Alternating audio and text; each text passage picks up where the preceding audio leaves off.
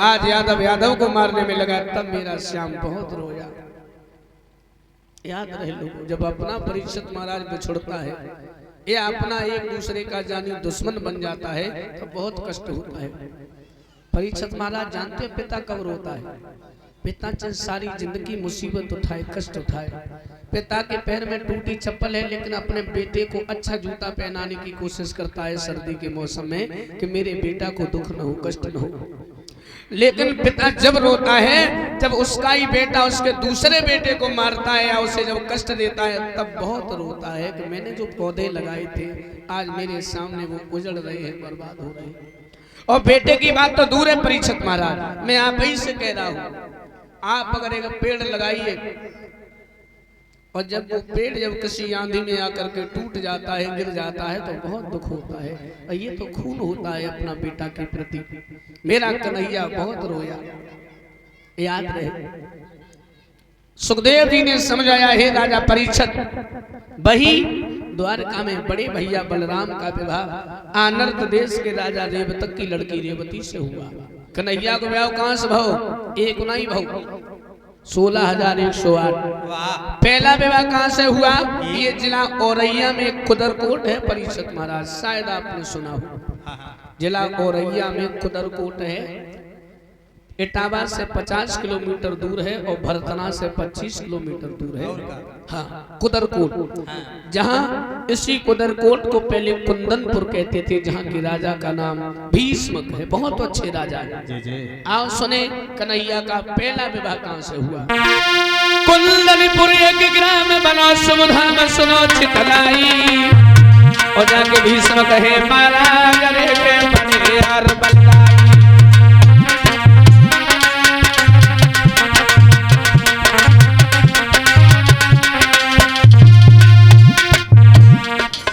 बेटा जन्मे 5 बताए रहे साच सुनो चितलाई। बेटा जन्मे 5 बताए रहे साच सुनो चितलाई। बहनी और भाई पर महारानी ने आंगन में कभी किया नहीं जाए।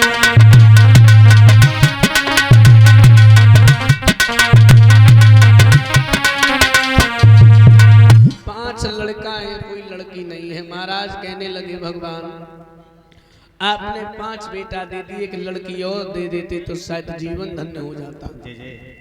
और एक लड़की के लिए कितने दुखी हैं लोगों महाराज। और परीक्षित महाराज आप आज देख लीजिए, कहां राजा भीष्मक एक लड़की के लिए दुखी है। और अगर परीक्षित महाराज आज काऊ के घर में बिटिया जन्म जाए तो पूरा घर बीमार हो जाता। उन्हें पूछो घर में का जन्म हो, ओठ टोरे के कहा तो मोड़ी भाई। मोड़ी भाई ओस की एक बूंद सी होती है बेटियां, और प्यार में अंतर मिले तो रोती हैं बेटियां।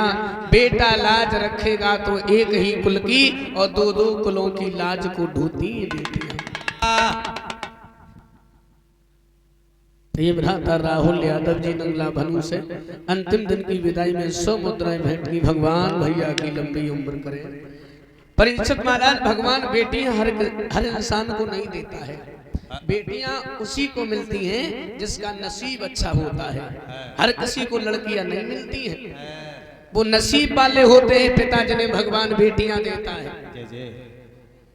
अगर आपके घर में 4 लड़का है परीक्षित महाराज, तो चारों लड़का आपको बुढ़ापे में ठुकरा देंगे। क्यों?